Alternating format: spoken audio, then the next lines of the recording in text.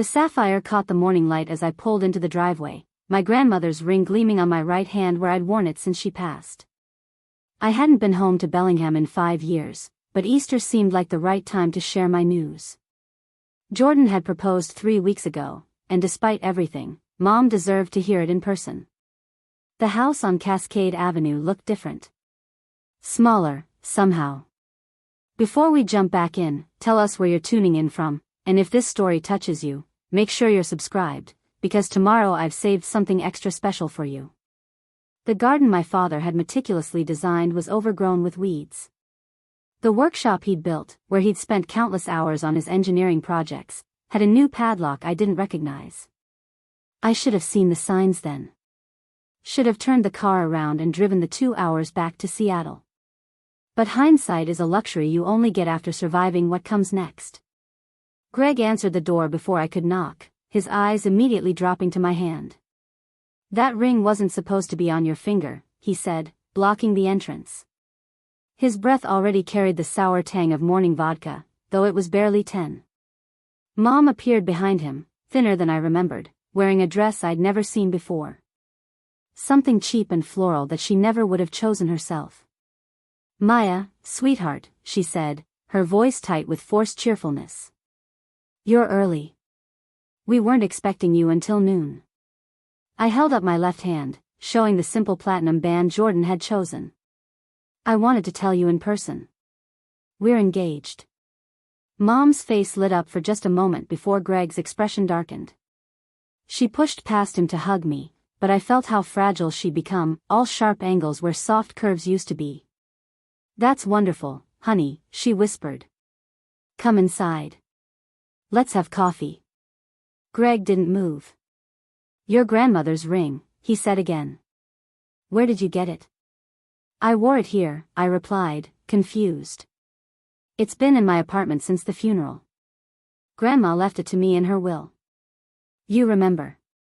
His jaw clenched. "That ring was in the house. In the safe. Your mother and I decided to sell it last year. The insurance money helped with repairs." Something cold settled in my stomach. The ring never left my possession. Grandma gave it to me directly before she died. "What are you talking about?" "We're not doing this today," Mom interjected, her hand on my arm trembling slightly. "It's Easter. Let's just have a nice meal and celebrate your engagement." But Greg wasn't finished. He stepped closer, and I smelled not just vodka but something meaner underneath, the scent of a man who'd been stewing in resentment. "You think you can just waltz back here after 5 years, flashing jewelry that belongs to this family, acting like you own the place?"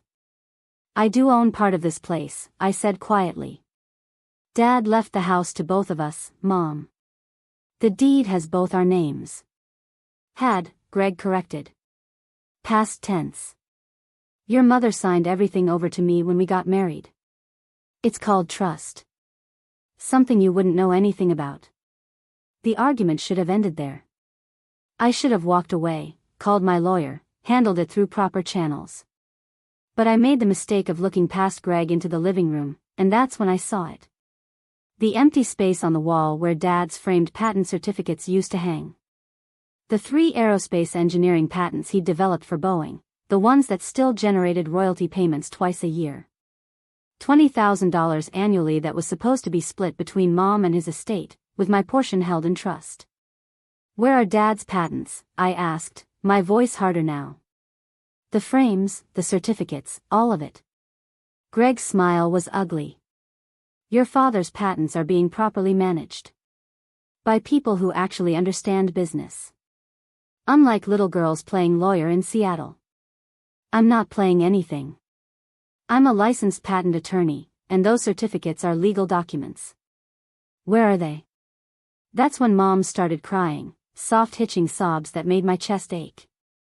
"Please, Maya. Not today. Can we just have one peaceful holiday?" I looked at her, really looked at her, and saw what 5 years of distance had hidden. The way she flinched when Greg moved too quickly. The careful way she positioned herself between us, like a human shield. The practiced brightness in her voice that didn't reach her eyes. I need to get something from Dad's workshop, I said, changing tactics. Just a few of his old tools. Sentimental value. Over my dead body, Greg said. That workshop is mine now. Everything in it. I've been using it for storage. Storage for what? Dad had $30,000 worth of precision engineering equipment in there. Specialized tools he'd collected over 20 years. Greg repeated again, and this time his smile was triumphant. Past tense. Sold most of it last spring. Got good money too. Equipment that old is vintage now. Collectors pay premium prices. The world tilted slightly. You sold Dad's tools? Without asking me? Without asking Daniel? Mom's hand clutched my arm. Danny doesn't know, she whispered. Please don't tell your brother. He's so far away in Australia, and he's doing so well with his research. This would just upset him. I pulled out my phone. I'm calling Elizabeth Hartman. She handled Dad's estate. She'll know exactly what you were legally allowed to sell and what you weren't. Greg moved fast for a man his size. He snatched the phone from my hand and threw it across the room. It hit the wall with a crack that sounded like breaking bone. No lawyers, he snarled. No more of your sanctimonious legal threats. This is my house, my property, my life. You abandoned your mother. You don't get to come back and make demands. I didn't abandon anyone. I built a career. I visit when I can. That's not the same thing as abandonment. You left her alone, Greg said, and his voice dropped to something dangerous and quiet. She was lonely. Vulnerable.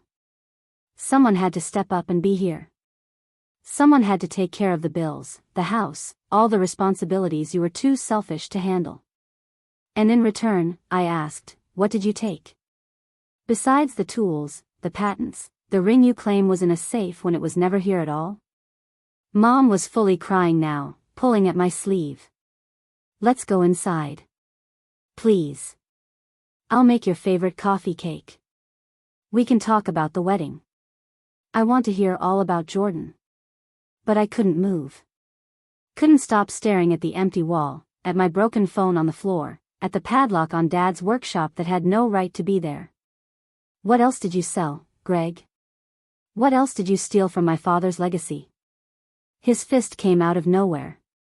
One moment we were standing in the doorway, the next I was stumbling backward, my cheek exploding with pain. Mom screamed. Greg grabbed my arm and dragged me toward the garage, toward that padlocked workshop, and I realized with crystalline clarity that this had been building since the moment I'd pulled into the driveway. Maybe since the moment Mom had married him 4 years ago.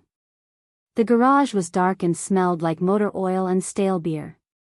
Greg shoved me inside and I caught myself against Dad's old workbench, the one piece of furniture apparently too heavy to sell.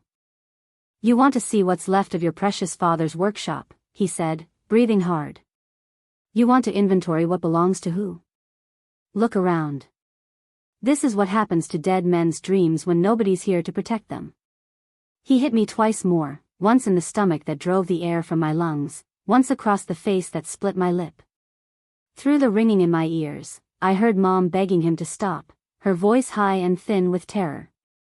But he didn't stop until I was on the ground, tasting blood, my grandmother's ring digging into my palm where I'd clenched my fist. Then he was gone, stomping back to the house, yelling at Mom to get inside and stop making a scene. The garage door stayed open, sunlight streaming in, Easter morning beautiful and golden while I lay on the concrete floor of my father's desecrated workshop, bleeding and calculating exactly how I was going to destroy the man who'd just made the worst mistake of his life. Because Greg Holloway had forgotten something crucial in his vodka-soaked rage. He'd forgotten that I wasn't just Vincent Torres's daughter. I was a patent attorney who specialized in intellectual property fraud. I knew exactly how to trace stolen assets, how to prove illegal transfers, how to build cases that ended with criminal charges and asset forfeiture. He'd also forgotten that my father hadn't just left me patents and tools. He'd left me something far more valuable. He'd taught me to document everything, to keep copies, to never sign anything without reading it 3 times, and to always know exactly what was mine by law and by right. I pulled myself up using the workbench, my ribs screaming. Pulled out my backup phone from my jacket pocket, the one Greg didn't know about because he'd been too focused on his dramatic display of dominance. Took photos of my face, my split lip, the bruises already forming. Time stamped. Geotagged. Documented. Then I looked around the workshop with fresh eyes, seeing not what was missing but what remained. And that's when I found it, tucked behind a false panel in the workbench that only someone who'd helped Dad build it would know existed. A fireproof box. Inside, copies of every patent, every contract, every royalty statement from the past 8 years. And a letter, written in Dad's careful engineer's handwriting, dated 2 weeks before his heart attack. Maya, it began. If you're reading this, something's happened to me. I need you to know that I've taken precautions. Your mother is protected, you're protected, and everything I built is documented in ways that will hold up in any court. Preparing and narrating this story took us a lot of time, so if you are enjoying it, subscribe to our channel, it means a lot to us. Now back to the story. Don't let anyone tell you that you don't have rights to what's yours. Don't let anyone make you smaller than you are. And if someone tries, remember what I always told you. The best revenge isn't anger. It's precision. I sat there on the garage floor, holding my father's letter, blood dripping onto the concrete, and smiled through split lips. Greg Holloway thought he'd won by driving me away, by selling what wasn't his, by hitting me hard enough to make me afraid. He had no idea that he'd just handed me every piece of evidence I needed to take back everything he'd stolen and then some. My name is Maya Torres, and I hadn't been home to Bellingham in 5 years.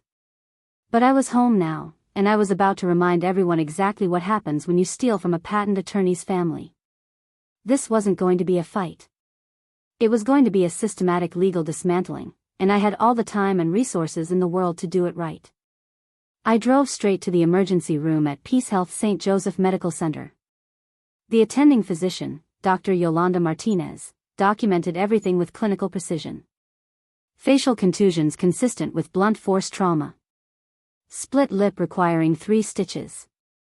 Bruised ribs on the left side. Defensive wounds on my forearms where I'd tried to block the blows.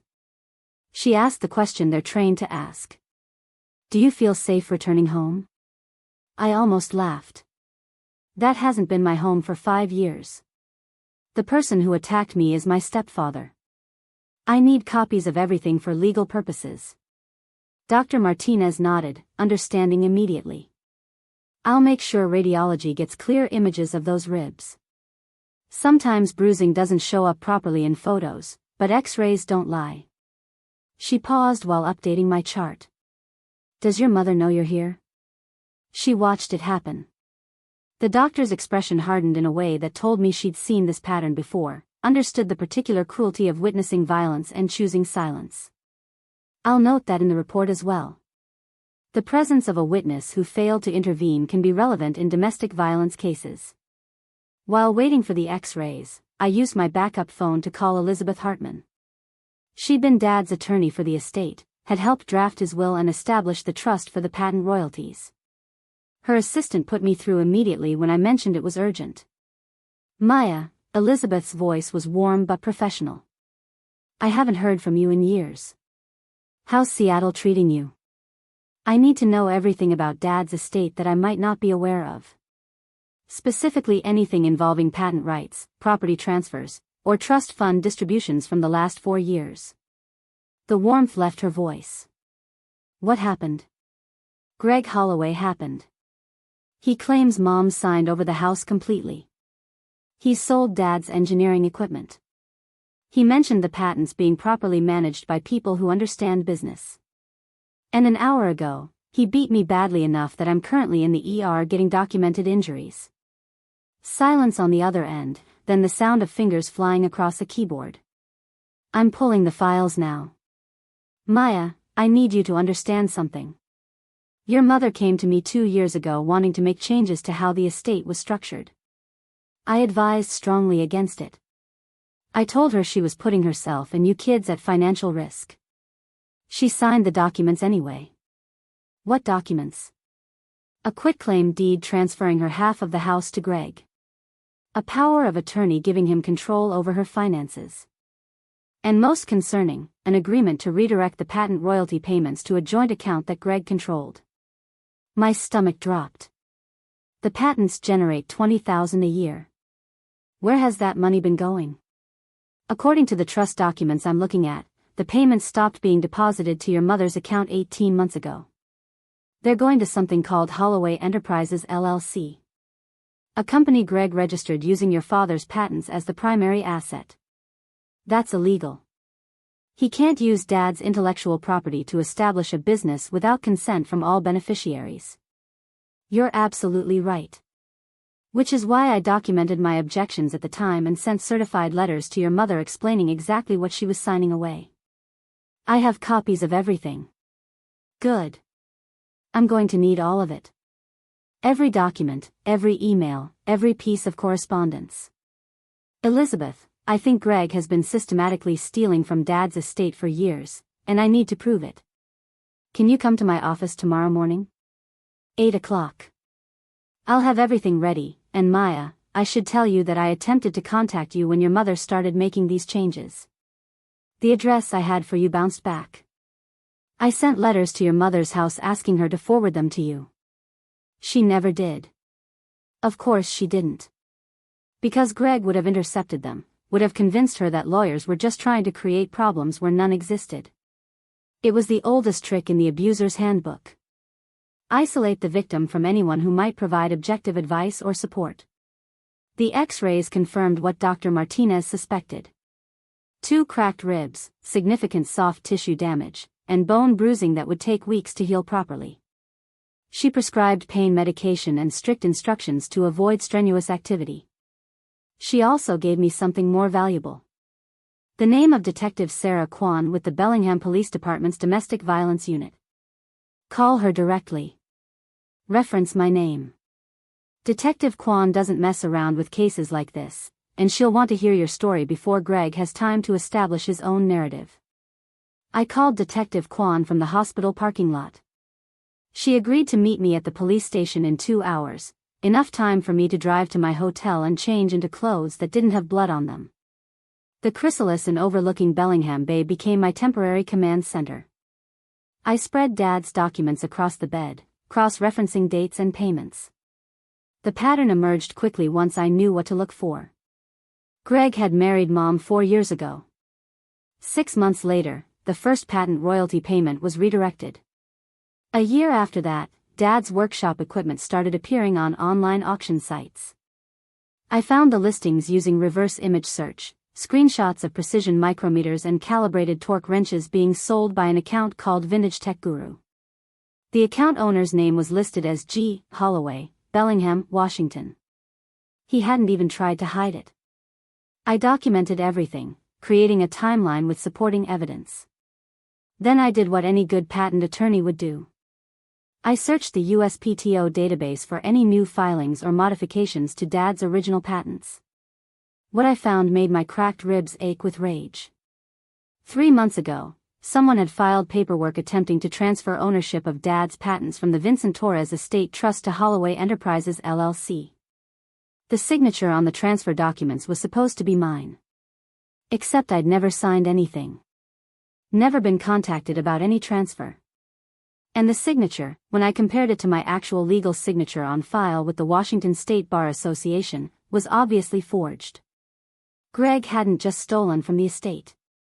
He'd committed federal fraud by falsifying documents submitted to the United States Patent and Trademark Office. That wasn't a local crime. That was the kind of offense that involved FBI investigations and potential prison time measured in years, not months. I took detailed photos of the forged signature, the USPTO filing, and my real signature for comparison. Then I drafted an email to the Office of Enrollment and Discipline at the USPTO, the department that handled complaints about fraudulent patent filings. I didn't send it yet. That would come later, after I'd talked to Detective Kwan and Elizabeth, after I'd built the case so thoroughly that Greg wouldn't be able to charm or lie his way out of consequences. Detective Kwan was younger than I expected, maybe late 30s, with sharp eyes that didn't miss anything. She listened to my account without interrupting, occasionally making notes. When I showed her the medical photos and Dr. Martinez's report, her jaw tightened. When I explained about the patents and the forged signature, she leaned back in her chair. This is bigger than a domestic assault case. You're describing organized fraud, identity theft, and exploitation of a vulnerable adult. Your mother's situation suggests she might be a victim here too, even if she enabled some of his behavior. I don't know how to feel about my mother's role in this. Part of me wants to protect her. Part of me is furious that she let it get this far. Both feelings can be true. Detective Kwan's voice was gentle but firm. Abusers are experts at manipulation. They isolate their victims, convince them that the abuser's version of reality is the only truth. Your mother might genuinely believe she was helping the family by signing those documents. Or she might have been coerced in ways that weren't immediately obvious. She watched him beat me and didn't call for help. That's not coercion. That's choice. Detective Kwan nodded slowly. You're right. And that's something you'll need to process, probably with a good therapist. But for the purposes of this investigation, I need you to understand that we can build a case against Greg without requiring your mother to be an active participant. In fact, based on what you're telling me about the financial exploitation, we might be able to charge him with elder abuse and theft regardless of whether she cooperates. She's 58. That's not elderly. In Washington state, vulnerable adult statutes apply to anyone over 18 who has been subjected to financial exploitation by someone in a position of trust or authority. A spouse absolutely qualifies. If we can prove Greg systematically drained her accounts, stole from her late husband's estate, and isolated her from family support, we have grounds for serious charges. I'm filing a report tonight for the assault. I'll also contact the Financial Crimes Unit and loop in the FBI field office in Seattle about the patent fraud. This is going to take time to build properly, but Maya, I think we can make charges stick that will put him away for a significant period. Time was something I had. My firm in Seattle had generous leave policies, and my caseload was manageable enough that my colleagues could cover for a few weeks. I'd already sent a brief email to my supervising partner explaining that I had a family emergency and would be working remotely for the foreseeable future.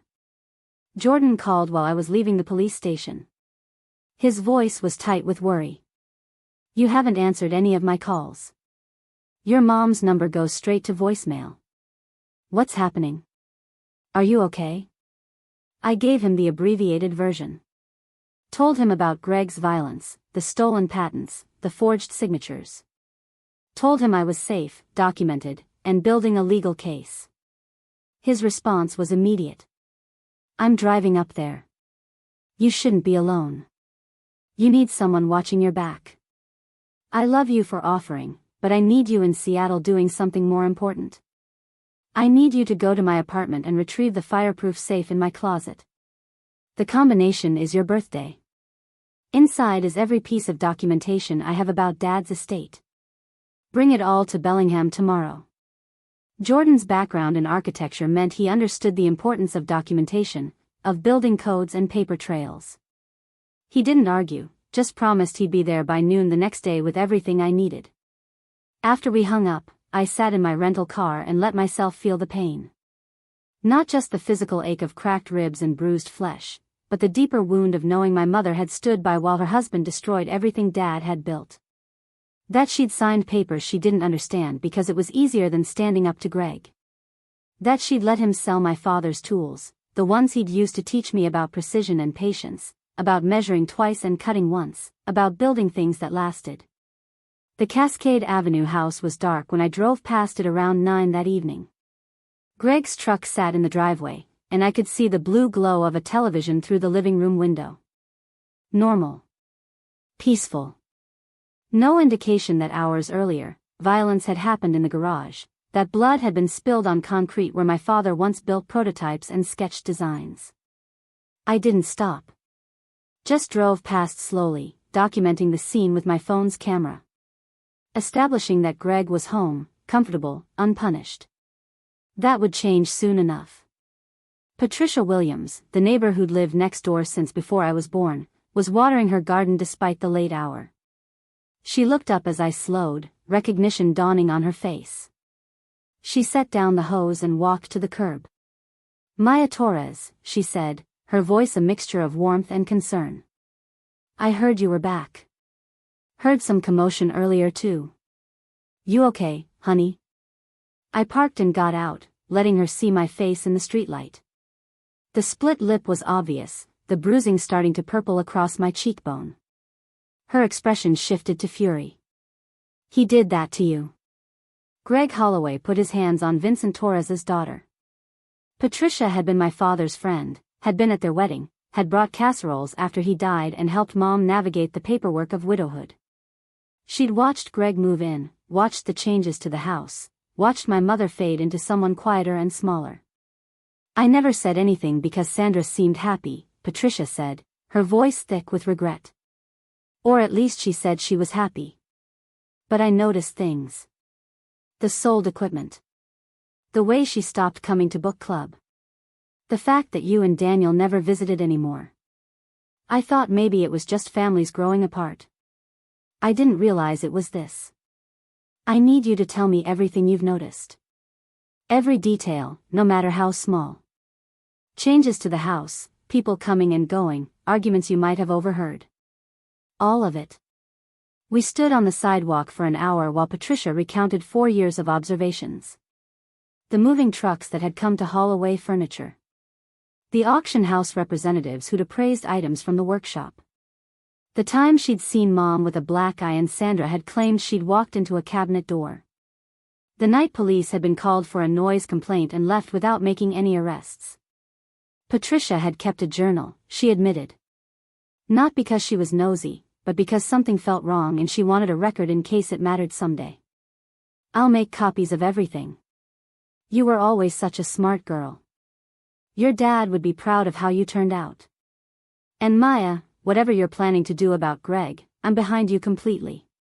That man is poison." Back at the hotel, I organized Patricia's information alongside everything else I'd gathered. The case was building itself, piece by careful piece. Medical documentation. Police report. Witness testimony. Financial records. Forged signatures. A pattern of abuse and theft that spanned 4 years. Greg Holloway thought he'd gotten away with it. Thought that distance and time had erased any claims I might have to Dad's legacy. He'd counted on my mother's silence, on Daniel's absence overseas, on the assumption that children eventually stop fighting for their parents' estates. He'd miscalculated badly. Because I wasn't just Vincent Torres's daughter.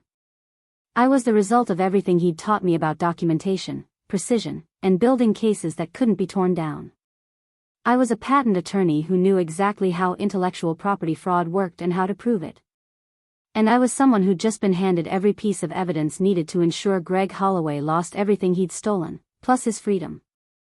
I fell asleep reviewing the USPTO regulations for reporting fraudulent filings, my laptop open beside me, Dad's letter in the fireproof box on the nightstand.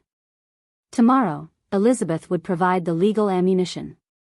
Jordan would arrive with more documentation. And I would begin the systematic dismantling of Greg Holloway's comfortable life, brick by stolen brick, until nothing remained but consequences and jail time. Elizabeth Hartman's office occupied the 3rd floor of a renovated brick building in Fairhaven, the historic district overlooking Bellingham Bay. She met me at the door herself, her expression grave as she took in my bruised face. "I've been practicing law for 32 years. I've seen a lot of terrible things people do to each other. But watching someone destroy a dead man's legacy while abusing his widow, that's a special kind of evil." She led me to a conference room where file boxes were stacked on the table. "Everything I have on your father's estate. Patent documentation, trust agreements, correspondence with your mother, and most importantly, the certified letters I sent you that were returned as undeliverable. I've also taken the liberty of pulling property records from the county assessor's office. The house transfer happened exactly as I feared. Your mother signed away her interest for $0 in exchange for what Greg called security and partnership." I opened the first box, finding copies of Dad's original patent applications. He developed 3 separate innovations in aerospace fastening systems, small components that seemed insignificant until you understood that every commercial aircraft used hundreds of them. The royalties came from Boeing's licensing agreement, a contract that ran for another 12 years. $20,000 annually was conservative. In good years, the payments reached $30,000. Greg had redirected over $100,000 in the time he'd been married to my mother. Elizabeth pulled out a spreadsheet.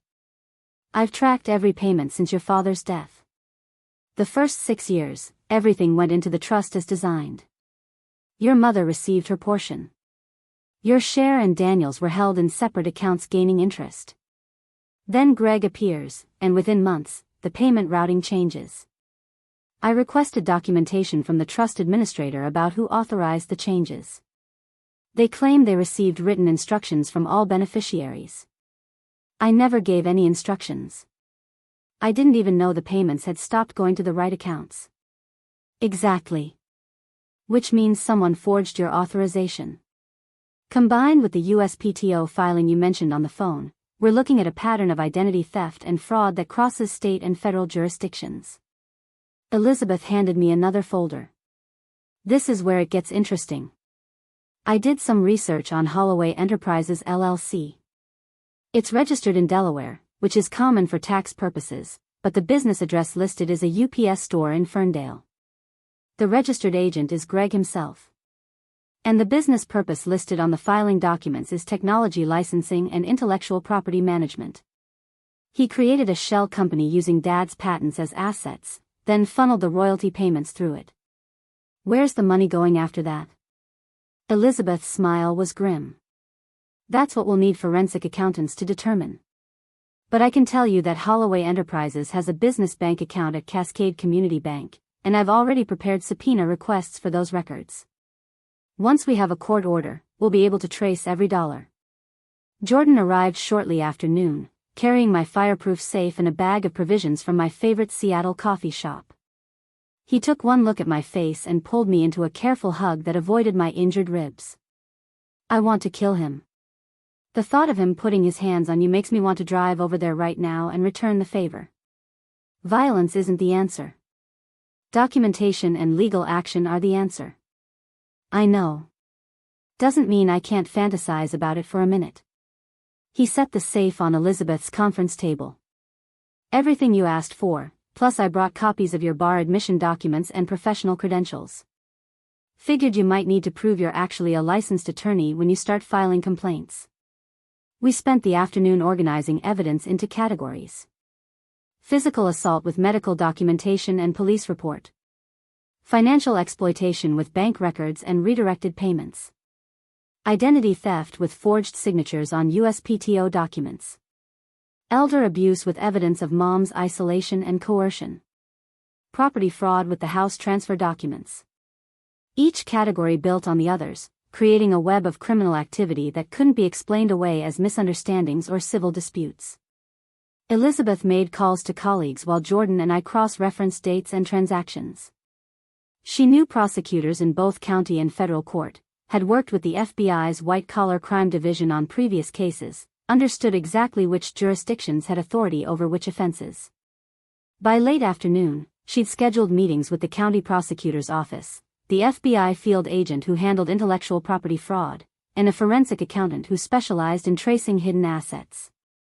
Your retainer is going to be substantial. Elizabeth's tone was apologetic. Cases like this require extensive investigation and expert witnesses. I'm looking at a minimum of $50,000 to pursue this properly, possibly more if it goes to trial. I have the money. My salary in Seattle is good, and I've been saving aggressively since law school. Whatever it costs, I want Greg prosecuted to the fullest extent possible on every charge that applies. Jordan squeezed my hand. We'll figure it out together. That's what marriage is going to be about, right? Facing problems as a team. I looked at my grandmother's sapphire ring, still on my right hand where I'd worn it to Easter dinner. The ring that had triggered Greg's rage because he'd already sold a fake version of it and pocketed the insurance money. Mom must have filed a false police report claiming it was stolen. That's another crime to add to the list. Elizabeth nodded. Insurance fraud.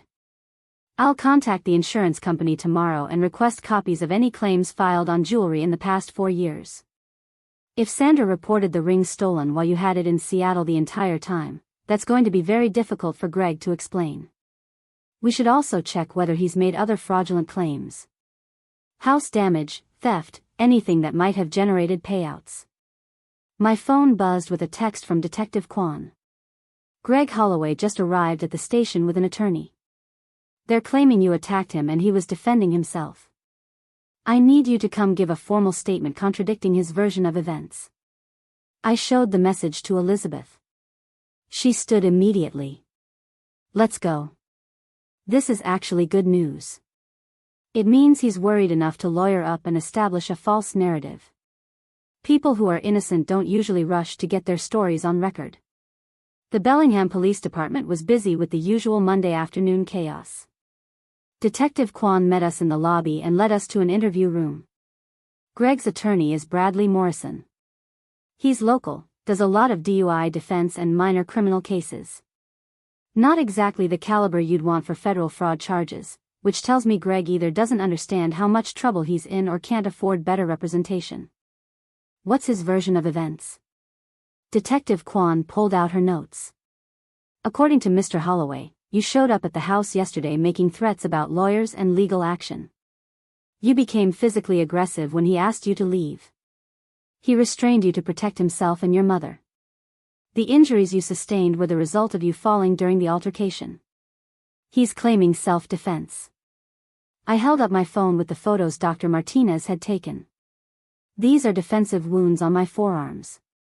This bruising pattern on my ribs is consistent with being kicked while on the ground. The split lip and facial contusions show someone hitting me with a closed fist, not restraining me.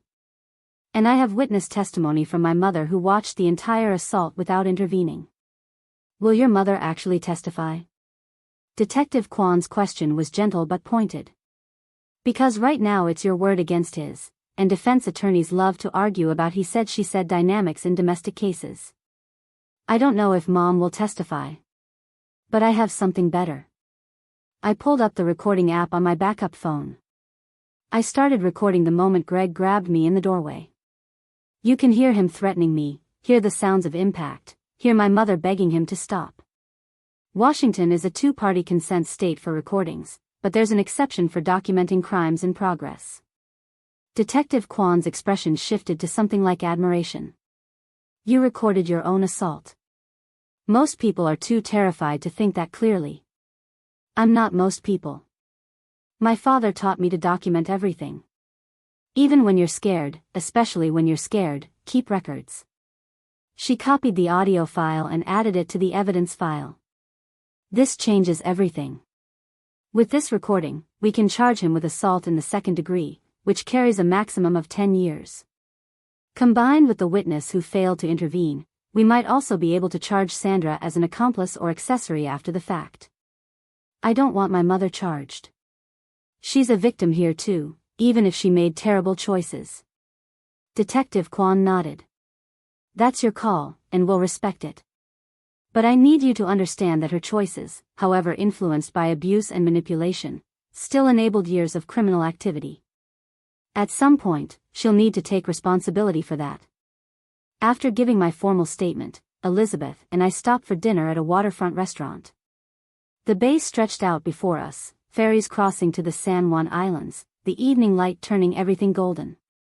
Jordan had driven back to Seattle for a morning meeting but would return the next day. I sat with my attorney, eating grilled salmon and reviewing the strategic timeline we developed. Elizabeth had contacts at the local newspaper. Bellingham wasn't a large city, and stories about financial fraud involving stolen patents and domestic violence would generate significant attention. We could control the narrative by being proactive, by giving interviews that established the facts before Greg could spread his version of events.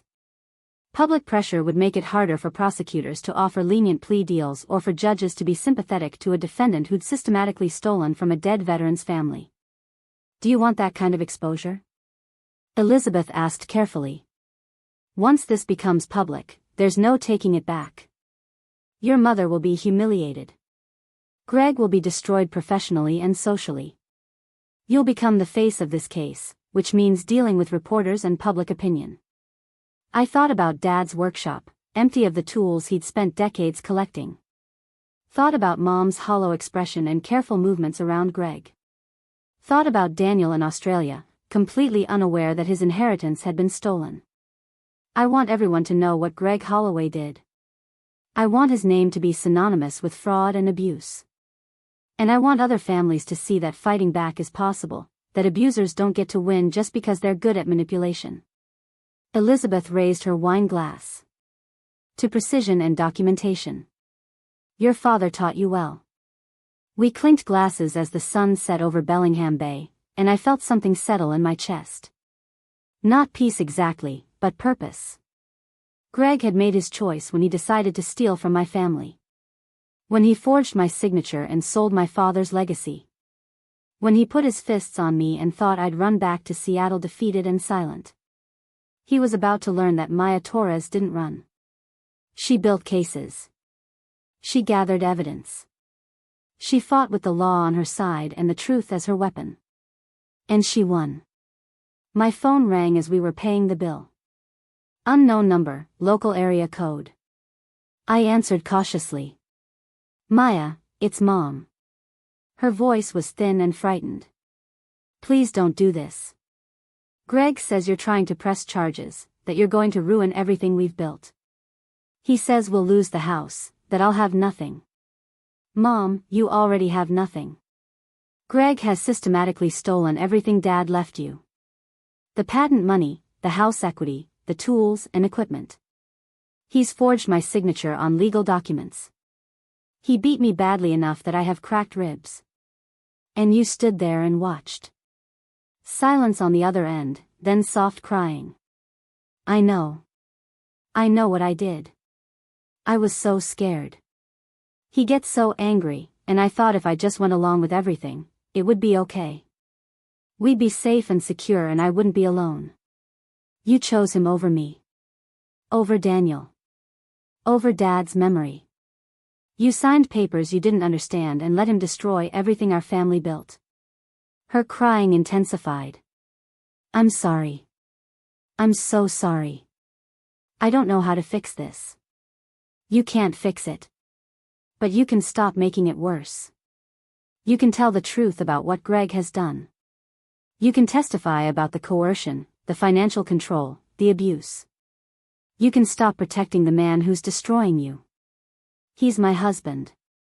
Maya, he's my husband. Marriage is supposed to mean something. Marriage isn't supposed to mean signing away your children's inheritance. It's not supposed to mean watching your daughter get beaten. It's not supposed to mean living in fear. I paused, letting that sink in. Mom, do you remember what Dad used to say about foundations? That everything else depends on getting that part right? Of course. He said a crooked foundation means a crooked house, and you can't fix structural problems with paint and trim. Exactly. Your marriage to Greg is built on a crooked foundation. He married you for access to Dad's estate and the house.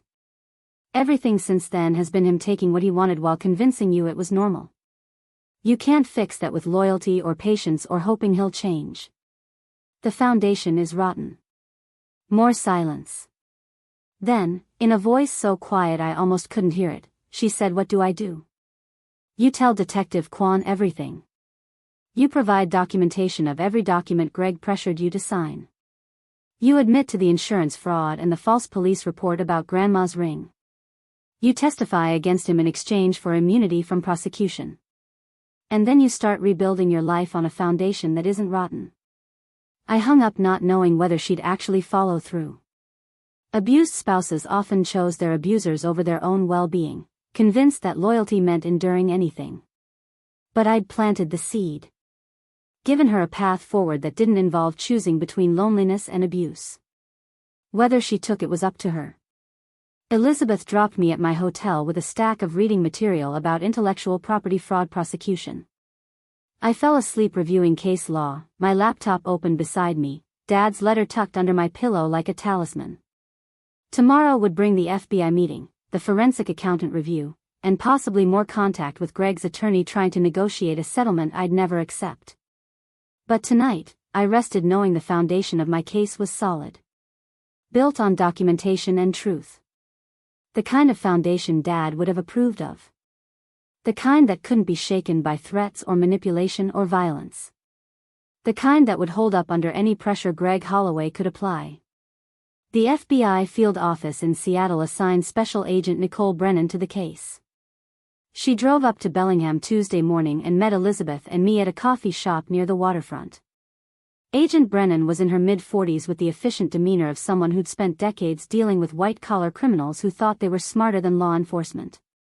Patent fraud cases are tricky because most people don't understand how intellectual property works. She stirred sugar into her coffee while reviewing the documents I'd prepared. But your stepfather made several critical mistakes. First, he forged a signature on USPTO documents, which is a federal crime regardless of the underlying asset value. Second, he created a fraudulent business entity using stolen IP as the foundation. Third, he's been collecting and diverting payments that legally belong to a trust, which crosses into wire fraud territory since the money moved between states. How long does an investigation like this typically take? Elizabeth asked. Agent Brennan shrugged. Depends on cooperation from witnesses and how well the suspect covered his tracks. In this case, Mr. Holloway doesn't seem to have been particularly sophisticated. The shell company is registered in his own name. The bank account has obvious transaction patterns. The forged signature is amateur at best. I'd estimate we can have enough for an indictment within 6 weeks if your mother cooperates and provides documentation. My phone buzzed. Text from Mom asking to meet for coffee. I showed it to Elizabeth, who nodded slightly. Go. Hear what she has to say. But don't make any promises about dropping charges or softening your stance. This needs to play out legally, not emotionally. Mom chose a small bakery in Fairhaven, far from the house on Cascade Avenue. She looked terrible when I arrived. Eyes swollen from crying, makeup applied poorly to cover what might have been fresh bruising on her jaw. She ordered tea she didn't drink and sat twisting her wedding ring around her finger. That gesture told me everything I needed to know about her mental state. Still married. Still conflicted. Still hoping somehow this could be fixed without completely destroying her life. Greg knows about the FBI. Her voice was barely audible over the bakery's background noise. His attorney told him this morning that federal agents are involved. He's been raging all night, breaking things, saying you've destroyed everything. Maya, I'm scared. He says if he goes down, he's taking me with him. He's threatened to tell prosecutors I knew about everything from the beginning. Did you? I kept my voice neutral, clinical. Did you know he was forging my signature? Did you know about the shell company and the redirected payments? She flinched. Not at first. I signed what he told me to sign because he said it was for tax purposes or estate simplification. But last year, I started finding documents. Bank statements showing amounts that didn't match what he told me. Correspondence from the USPTO that didn't make sense. I confronted him once. What happened when you confronted him? Mom touched her jaw unconsciously. He explained that I didn't understand business, that I was getting confused by technical language. He said if I trusted him, everything would work out fine. And if I didn't trust him, well, maybe I should have thought about that before I signed all those papers making us partners. Classic abuser tactic. Make the victim complicit, then use that complicity as leverage. Mom, you need to understand something. Greg is going to prison. The evidence is overwhelming. The only question is whether you go with him or whether you cooperate with prosecutors and potentially avoid charges. She started crying again, quiet tears that dripped onto the untouched tea. I never meant for any of this to happen. I just didn't want to be alone. Your father died and the house was so empty and quiet.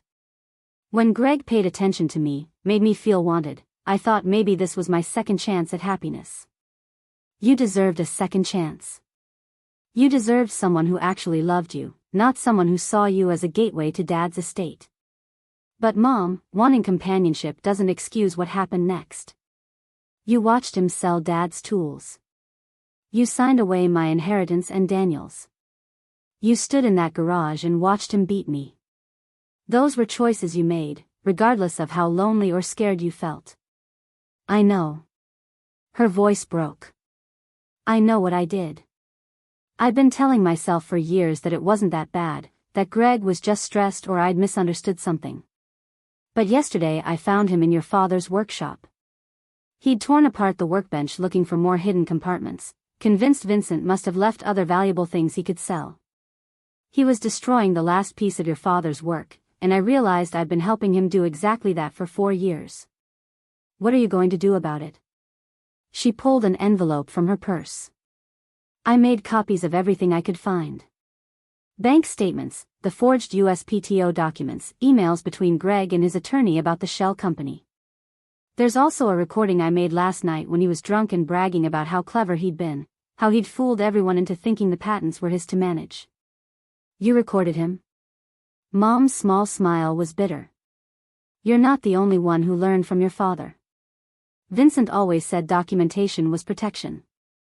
I've been documenting things for the past year, ever since I started suspecting Greg wasn't being honest. I just didn't know what to do with the evidence. I was too afraid to leave, too ashamed to admit I'd made such a terrible mistake. She slid the envelope across the table. Give this to Detective Kwan and your FBI agent. Tell them I'll testify to everything. The coercion, the manipulation, the financial fraud. All of it. I'll take whatever consequences come from my part in this, but Maya, I need you to know I'm done protecting him. I'm done choosing fear over family. I opened the envelope. Inside were dozens of pages documenting Greg's systematic theft. Email exchanges with buyers for Dad's equipment.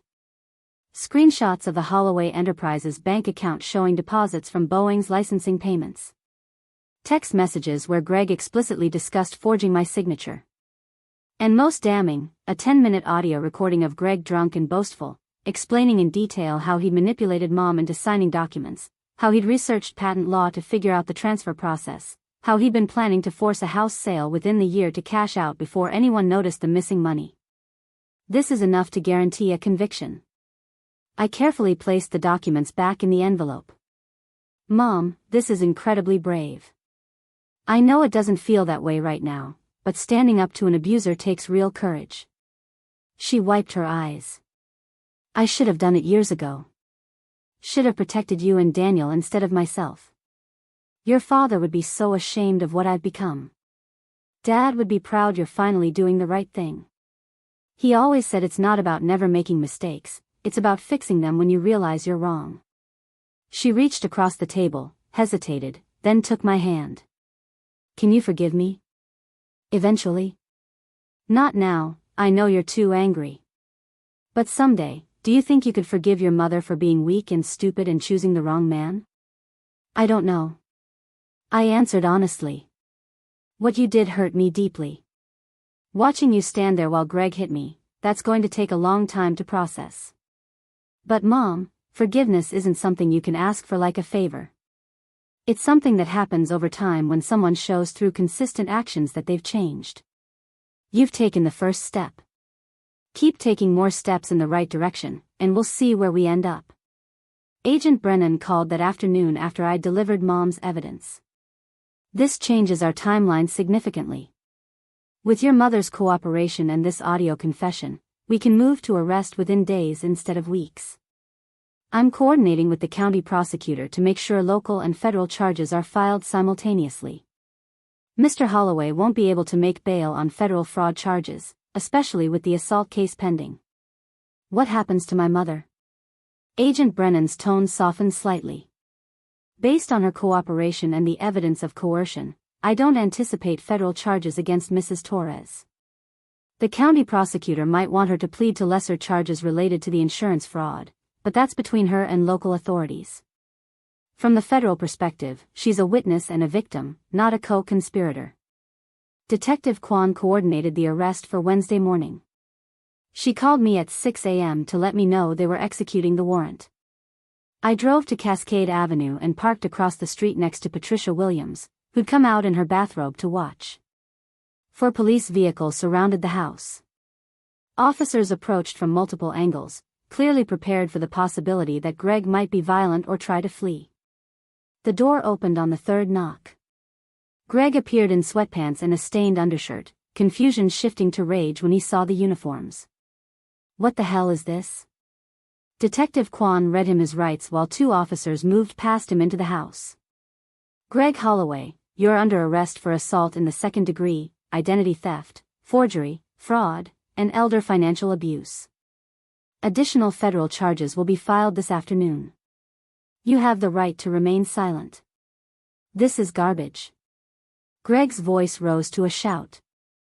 "I didn't do anything except protect my family from a vindictive daughter who abandoned her mother. Where's Sandra? Tell her to explain that everything I did was legal, that we made decisions together as husband and wife." Mom appeared in the doorway behind him, still in her nightgown. She looked directly at Greg, and I saw something in her expression I hadn't seen in years. Strength. "You lied to me. You stole from my children. You destroyed my late husband's legacy. We didn't make decisions together. You manipulated me into signing documents I didn't understand, and when I questioned you, you threatened me. I'm done lying for you, Greg. I'm done pretending any of this was okay." His face went purple with fury. "You ungrateful witch. After everything I've done for you, given up for you. You were nothing when I met you. Just a pathetic widow crying over a dead man. I made you relevant again. I gave you purpose." The officers moved Greg toward the police car while he continued shouting. Mom stood in the doorway watching, tears streaming down her face, but not moving to stop them.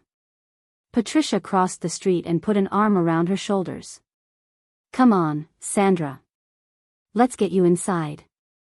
You don't need to watch this." Federal agents arrived an hour later to execute a search warrant on the house. They cataloged everything related to Dad's patents, the shell company records, financial documents. I watched from the curb as they carried out boxes of evidence, each one another nail in Greg's legal coffin. My phone rang constantly. Jordan checking in from Seattle. Daniel calling from Australia after I'd finally reached him with the full story. Elizabeth coordinating with prosecutors. Agent Brennan providing updates on the federal charges being finalized. By late afternoon, the house was quiet again. The agents had finished their search. Mom had gone to stay with Patricia for a few days. I stood alone in the driveway looking at the house that had been my childhood home, trying to reconcile the memories of Dad building things in his workshop with the reality of what Greg had done to that same space. Elizabeth called with final news. Greg's bail hearing is tomorrow morning. The prosecutor is arguing for no bail based on the severity of charges and risk of witness intimidation. Your mother's testimony about his violent tendencies should support that. Also, I've been in contact with Boeing's legal department. They're very interested in the fraudulent licensing claims and will likely file a civil suit for their portion of the stolen royalties. How much time is Greg looking at if convicted on all charges? Elizabeth paused, calculating. Federal fraud charges carry 5 to 10 years. State assault and elder abuse charges add another 5 to 7. If he's convicted on everything and sentences run consecutively, we're looking at potentially 15 to 20 years in prison. He's 52 now. He'd be in his 70s before release. Good. He deserves every year of that. I meant it without hesitation or guilt. Greg had made his choices. Had systematically destroyed my father's legacy while abusing my mother. Had forged my signature and stolen my inheritance. Had put his hands on me with violence and arrogance. Whatever happened to him now was the natural consequence of his own actions. That evening, I returned to Dad's workshop for the first time since the assault. The space felt violated, torn apart by Greg's frantic search for more valuables. But the bones of it remained. The workbench Dad had built by hand. The pegboard where tools had once hung in precise organization. The concrete floor still stained with my blood from Easter morning. I found a broom and started cleaning. swept up the debris from Greg's destruction, organized the few remaining tools into some semblance of order. It wasn't restoration, not yet. But it was a beginning. A reclamation of space that belonged to my father's memory, not to the man who'd tried to profit from it. Jordan arrived as the sun was setting. He'd driven up after work with takeout and the determination to be useful. We sat on the workshop floor eating Thai food and talking about the future. About how the house could be restored properly once the legal cases were settled. About whether Mom would want to keep living there or if she'd prefer to start fresh somewhere else. About the patent royalties that would be recovered and redistributed to their rightful beneficiaries. Your dad built something that lasted. Jordan looked around the workshop with his architect's eye. Not just the physical space, though that's impressive craftsmanship. He built a foundation of values and documentation that protected his family even after he was gone. That's the real legacy Greg couldn't steal, no matter how much he took. I leaned against Jordan's shoulder, careful of my still healing ribs. Dad used to say that good engineering wasn't about making things complicated. It was about making them simple enough to last. I think he knew that applied to more than just buildings and patents. He was teaching me how to build a life that could withstand damage. How to document everything so the truth couldn't be hidden. How to fight back with precision instead of emotion. You learned those lessons well. Jordan kissed the top of my head. Greg Holloway thought he could intimidate you into silence. Instead, he gave you exactly the motivation you needed to dismantle everything he'd built on lies. That's poetic justice. We locked up the workshop as darkness fell. Tomorrow would bring Greg's bail hearing and more coordination with prosecutors. The legal process would grind forward with its deliberate pace. But the outcome was no longer in doubt. The evidence was overwhelming. The witnesses were cooperating. And Maya Torres, patent attorney and Vincent Torres's daughter, had built a case so thoroughly documented that no amount of legal maneuvering could save Greg Holloway from the consequences he'd earned. Greg's bail hearing lasted 20 minutes. His court-appointed attorney argued financial hardship and community ties. The prosecutor presented my medical records, the audio confession Mom had recorded, and Agent Brennan's affidavit detailing the federal fraud investigation. Judge Patricia Mendoza denied bail without hesitation. Mr. Holloway represents a clear danger to witnesses and a significant flight risk given the serious federal charges pending. He will remain in custody until trial. I watched from the gallery as they led Greg away in chains. He tried to catch my eye, attempted one last intimidation tactic with a hard stare meant to communicate threat. I looked right back at him with the calm expression I'd perfected in patent litigation. He was the one in handcuffs. I was the one walking out of the courtroom free. The power dynamic had shifted permanently. Mom testified at the preliminary hearing 3 weeks later. She wore a simple navy dress and spoke clearly about the years of manipulation. How Greg had isolated her from friends and family. How he'd convinced her to sign documents by claiming she didn't understand business complexities. How she'd watched the assault on Easter morning and been too terrified to intervene. The prosecutor handled her gently, understanding she was both witness and victim. Greg's attorney tried to shake her testimony, suggested she was lying to avoid her own criminal liability. She held firm. Daniel flew home from Australia for the hearing. He'd lost 4 years of patent royalties, roughly $40,000 that Greg had stolen. His anger was quiet and cold, the kind that came from someone who'd served 2 years in Antarctica doing marine research and learned patience in extreme conditions. We sat together in the courthouse cafeteria during breaks, reconnecting after too long apart. He blamed himself for being so far away, for not checking in more often, for assuming Mom was fine just because her emails sounded cheerful. You couldn't have known. I passed him coffee that was terrible even by cafeteria standards. Greg was good at presenting a normal facade. He fooled everyone for years. Danny studied his coffee without drinking it. Dad would have seen through him immediately. Dad had excellent judgment about character. We should have paid more attention when Mom started dating again. Should have been more involved instead of assuming she could handle adult decisions on her own. We were kids when Dad died. You were 20, I was 23. We were dealing with our own grief and trying to build lives. Mom made her choices. We can't take responsibility for those. He nodded slowly. Doesn't stop the guilt though. Doesn't change the fact that our father's workshop is empty and his patents were used to fund some con artist's gambling habit. The forensic accountant Elizabeth hired traced every dollar Greg had stolen. $68,000 from redirected patent royalties. $32,000 from selling Dad's equipment.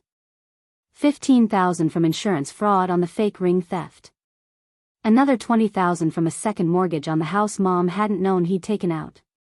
Combined with legal fees and court costs, Greg's theft totaled over $150,000. Money he'd spent on casino trips, online sports betting, and maintaining the lifestyle of someone who didn't actually work. Boeing's legal team filed their civil suit demanding return of all improperly collected licensing fees plus damages. The USPTO suspended the Holloway Enterprises business registration and flagged Greg's name in their fraud database.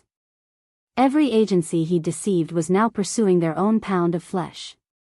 Elizabeth estimated he'd be dealing with legal consequences for the rest of his life even after serving prison time. Mom moved out of the Cascade Avenue house in June. She couldn't live there anymore, couldn't walk past the garage where Greg had beaten me, couldn't sleep in the bedroom they'd shared. Patricia helped her find a small apartment near the elementary school where she'd worked for 15 years. The principal had held her job, understanding she'd been dealing with an abusive situation. Mom started therapy twice a week and joined a support group for domestic violence survivors. Our relationship remained complicated. She called every few days, tentative conversations where she tried to rebuild connection without pushing too hard. I answered most of the calls, listened to her progress, shared surface details about my life in Seattle. Forgiveness was still distant, still something I couldn't quite access. But I could manage civility. Could acknowledge her efforts at change. That would have to be enough for now. The house itself required decisions. Daniel and I owned it jointly now that the fraudulent transfer had been reversed. We could sell it and split the proceeds. We could rent it and use the income to fund the patent royalty recovery. Or we could restore it to honor Dad's memory. We chose restoration. Hired contractors to rebuild the workshop exactly as Dad had designed it. Refinished the floors he'd installed. Repaired the custom shelving Greg had damaged searching for valuables. Jordan took point on the architectural plans, designing updates that respected the home's original character while modernizing systems. We discovered Dad's original blueprints in the county records office, his precise engineering drawings showing every measurement and material specification. Following those plans felt like collaboration across time, like Dad was still teaching us about precision and craftsmanship. The trial was scheduled for October but never happened. Greg's attorney negotiated a plea deal in September. 12 years in federal prison for fraud and identity theft. 5 years concurrent for the state charges. Full restitution of stolen funds plus interest. Permanent restraining order preventing contact with Mom, Daniel, or me. He'd be 70 before release, assuming good behavior. His signature on the plea agreement was defeated and small, nothing like the bold strokes he'd used on forged documents. I didn't attend the sentencing. Didn't need to see Greg one more time or hear whatever justifications he offered the judge. Elizabeth represented me and reported that he'd shown no remorse, blamed everyone else for his situation, claimed he'd been trying to help the family and been misunderstood. The judge was unimpressed. Imposed the maximum sentence allowed under the plea agreement. Mom attended. She needed to see it finished, needed the closure of watching Greg be formally sentenced for what he'd done. She called me afterward from the courthouse steps. It's over. He's going away for 12 years, and Maya, I stood up there and gave my victim impact statement. Told the judge everything about the manipulation and abuse and theft. I didn't cry or apologize for him. I just told the truth. I'm proud of you, Mom. I meant it. Rebuilding trust would take years, but this was progress. This was her taking responsibility and facing consequences and choosing truth over comfort. That's really brave. How do you feel? Tired. Sad. But also lighter, like I'd been carrying something heavy for 4 years and finally set it down. She paused. Your father would be proud of you, you know. The way you fought back, the way you documented everything and built a case Greg couldn't escape. That's exactly what Vincent taught you to do. The workshop reopened in November. Daniel and I hosted a small gathering for Dad's old colleagues from Boeing. Dr. Robert Chen brought photos from the early days when he and Dad had been developing the fastening system patents. Stories flowed easily, memories of a brilliant engineer who'd loved precision and always carried a notebook for sketching ideas. Several people mentioned tools they'd borrowed from Dad over the years and never returned. They brought them back that afternoon, small items but meaningful. A torque wrench. A set of calipers. A level with Dad's initials still visible on the handle. Patricia brought a photo album she'd been keeping. Pictures of the house through the years, documentation of how it had looked before Greg, proof that restoration was possible. Mom came to the gathering, staying on the periphery but present. People were kind to her, understanding that abuse victims deserved compassion even when they'd made mistakes. She spent a long time talking to Dr. Chen about Dad's work, remembering the husband she'd lost and mourned. Jordan and I set our wedding date for next spring. We'd marry in the restored workshop surrounded by Dad's tools and blueprints. Mom asked hesitantly if she could attend. I said yes. Forgiveness was still incomplete, still being built piece by careful piece. But she was trying. Making amends through consistent action rather than empty apologies. That deserved acknowledgement. The patent royalties resumed their proper distribution in December. Boeing's legal department had been mortified to learn they'd been sending payments to a fraudulent entity for years. They implemented new verification procedures and issued a formal apology. The back payments, combined with recovered funds from liquidating Greg's few remaining assets, meant Daniel and I each received substantial checks. Money that was rightfully ours, finally returned. I stood in Dad's workshop on Christmas Eve, running my hand over the rebuilt workbench. Everything was exactly as he'd designed it. Precise. Functional. Built to last. Greg had tried to destroy this legacy, had spent 4 years dismantling and selling and corrupting. But he'd failed.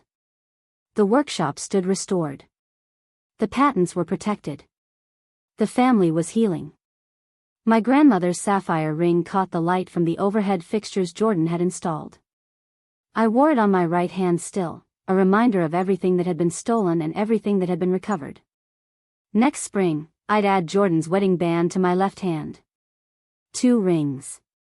2 legacies. One honoring the past, one building the future. Greg Holloway was in prison where he belonged. Mom was rebuilding her life with therapy and support. Daniel had returned to Australia but called weekly. And I had proven that documentation and precision could defeat even the most manipulative abuser. Dad had taught me well. Not just about engineering or patents, but about building foundations strong enough to withstand any assault. The house on Cascade Avenue stood solid, ready for its next chapter. Ready to be a home again instead of a crime scene. And Maya Torres walked out of that workshop into the winter evening, whole and healed and victorious, carrying her father's legacy forward into whatever came next. Up next, you've got 2 more standout stories right on your screen. If this one hit the mark, you won't want to pass these up. Just click and check them out.